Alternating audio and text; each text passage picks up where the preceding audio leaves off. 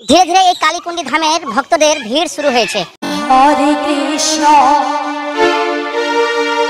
কৃষ্ণ কৃষ্ণ হরে হরে হরে রাম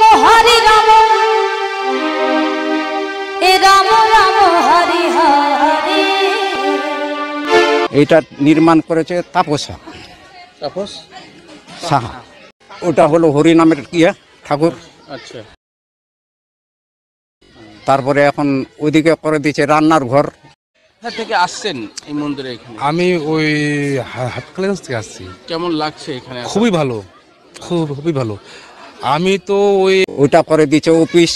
আপনার চ্যানেলের ওই এটা হলো কীর্তন যে হয়, এটা ঘর করে দিয়েছে। আচ্ছা, ইউটিউবে দেখে আসছি। হ্যাঁ, তো ভাবলাম যে যাই একটু ঘুরে আসি এই কৃষ্ণ মন্দিরটা নতুন।